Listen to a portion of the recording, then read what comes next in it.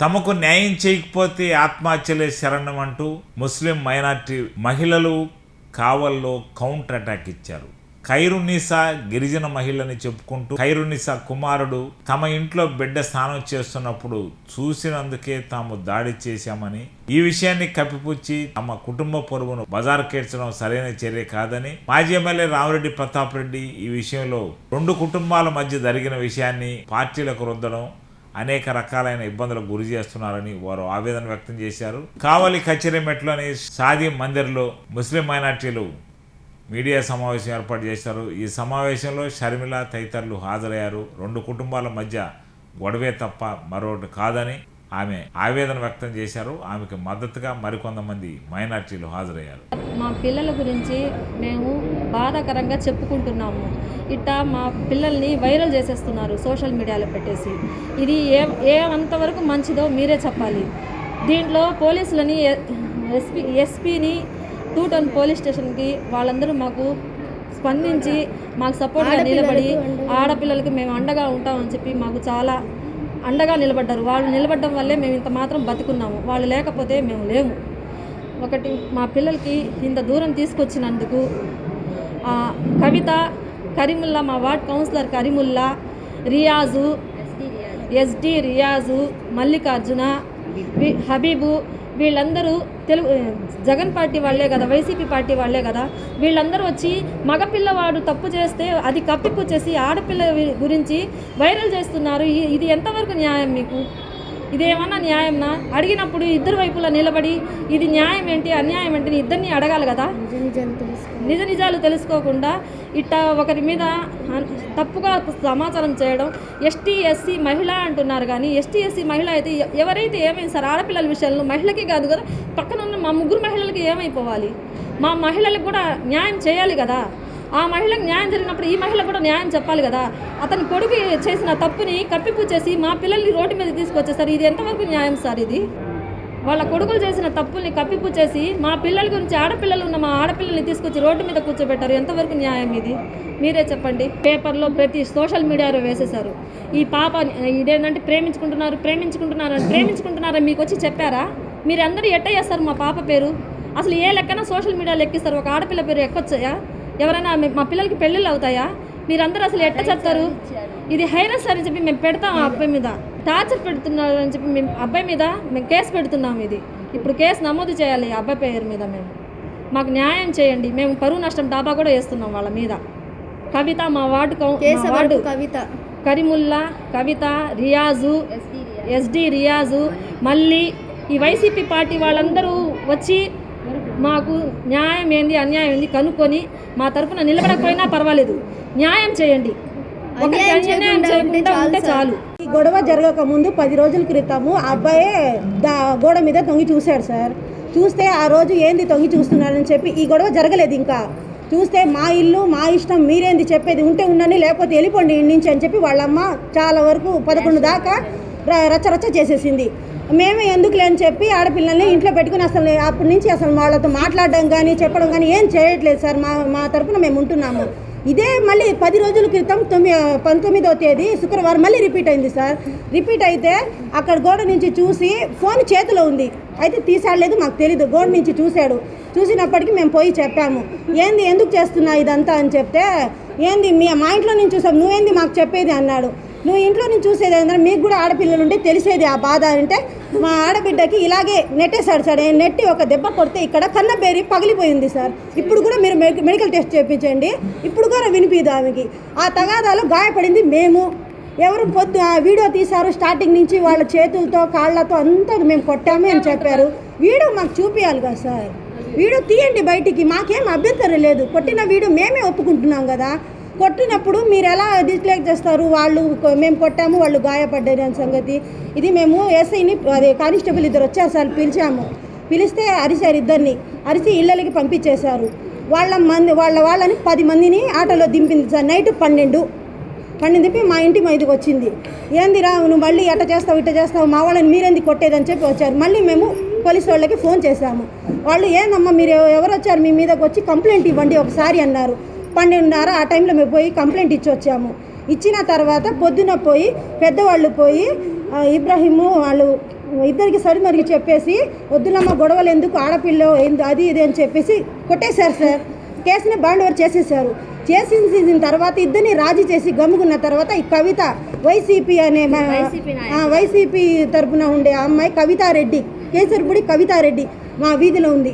ఆమె ఎంటర్ అయ్యి మీరెందుకు కేసు అలా చేస్తారు, గాయపడిన ఈ మహిళ అని చెప్పి రచ్చ చేసి 12-2 గంటల దాకా ఉండి మీరు ఎఫ్ఐఆర్ రాయాల్సింది ఆమె పేరు మీద అని చెప్పి అప్పటి నుంచి స్టార్ట్ అయ్యి మా పేరు ఈ పేర్లు ఇట్లా పెట్టేసింది సార్.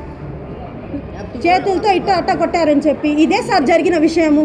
ఇది చాలా పెద్ద విషయం చేసేస్తున్నారు. మేము కొట్టాము అంటున్నారు కదా, కొట్టినట్టు ఏంటి సార్ రుజువు? వాళ్ళ దగ్గర ఏమైనా వీడియోలు ఉన్నాయా? తీయండి బయటికి. మేము కొట్టామనడానికి నలుగురిని నిలబెట్టండి, అట్నుంచి ఇట్నుంచి ఇద్దరిని నిలబెట్టండి. ఇది నిజం ఏంటి అబద్ధం ఏంటి ఒకరన్నా వచ్చి కనుక్కుంటున్నారా? మీరు సోషల్ మీడియాలో ప్రతి ఒక్కరూ ఆమె చెప్పిందే వింటున్నారు కానీ మా తరఫున ఒకరన్నా వచ్చి మాట్లాడుతున్నారా? అంటే మగపిల్లలకైనా న్యాయం, ఆడపిల్లలకి లేదా?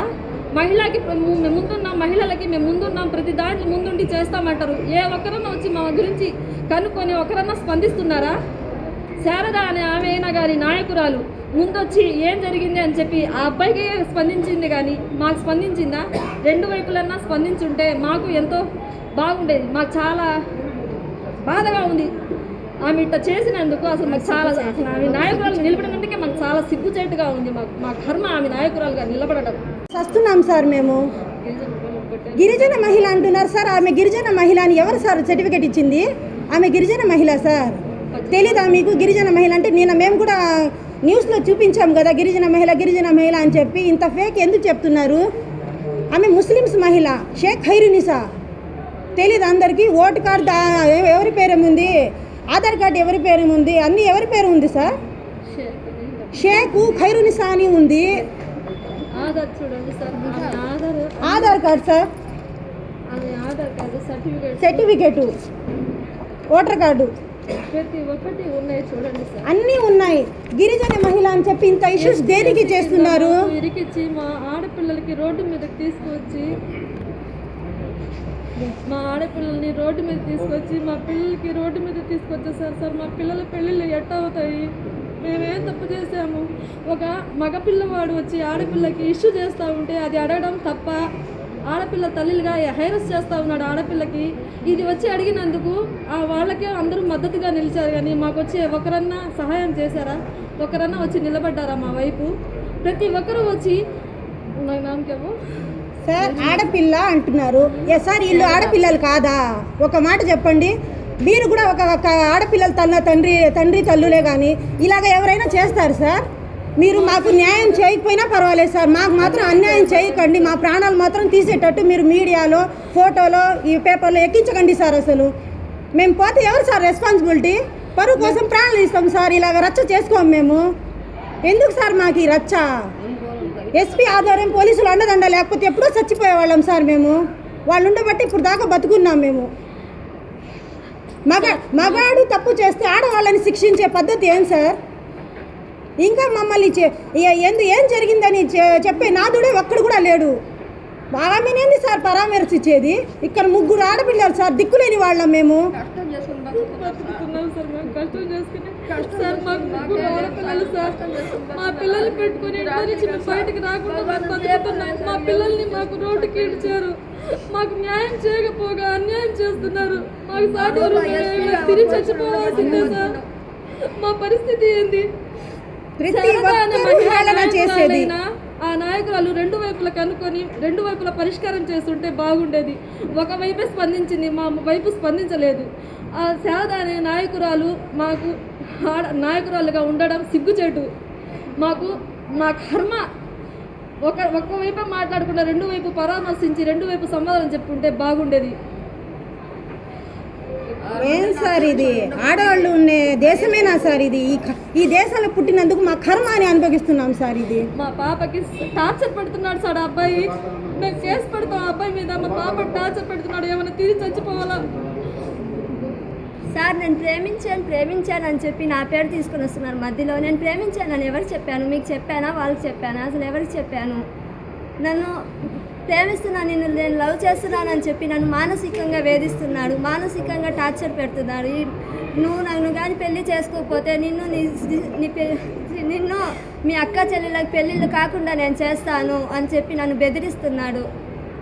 ఇదేందయ్యా అని చెప్పి మేము ప్రశ్నిస్తే ప్రశ్నించినందుకు మమ్మల్ని రోడ్డుకు లాగి నా పరువు తీస్తున్నాను. నా మీద లేనిపోయి నిందలు వేస్తున్నారు.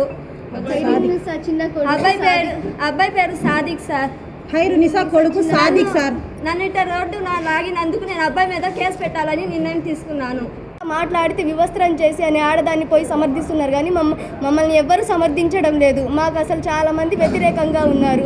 ఇప్పటిదాకా మేము గుట్టుముట్టుగా అసలు మా పరువు పోకుండా చాలా ఇదిగా కష్టం చేసుకొని బతికేవాళ్ళం సార్, పని చేసుకొని బతికేవాళ్ళం. ఇప్పటిదాకా మా పరువు పోలేదు.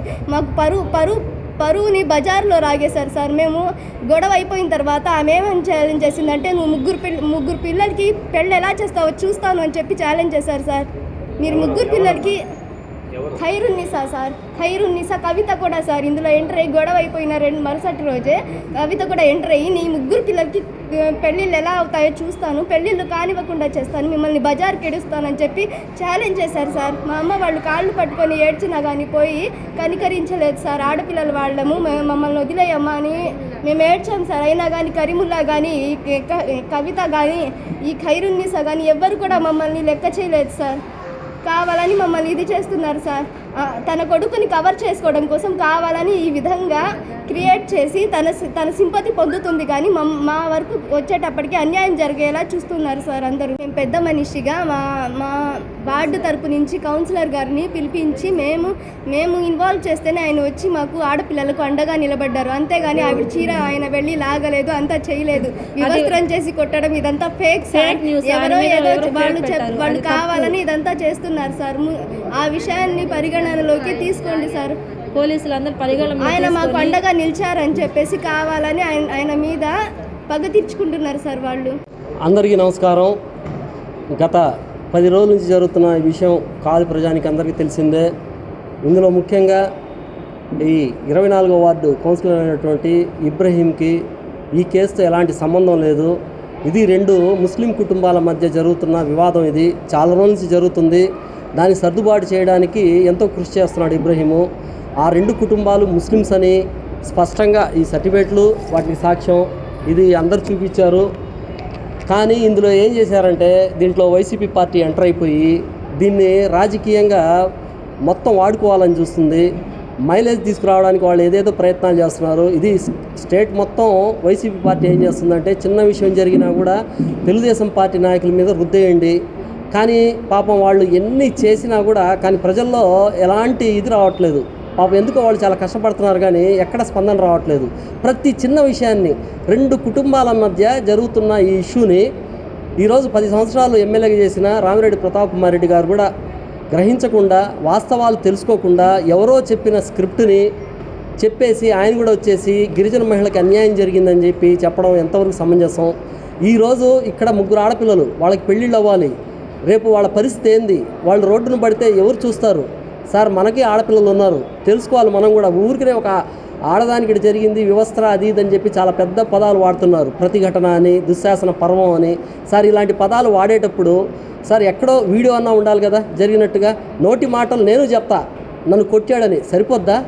కరెక్ట్ కాదు సార్. అది వాస్తవాలు తెలుసుకోండి. మీరు 10 సంవత్సరాలు చేశారు, కానీ కనీసం ఎవడో చెప్పిన దాన్ని మీరు వచ్చేసి స్టేట్ మీ జిల్లా అధ్యక్షుడిని కూడా తీసుకొచ్చేసి ఈరోజు ప్రెస్ మీట్ పెట్టి ఆమెకు అండగా ఉంటాం అది ఇది అంటే వాళ్ళకి సార్ మీరు అండగా ఉండాల్సింది.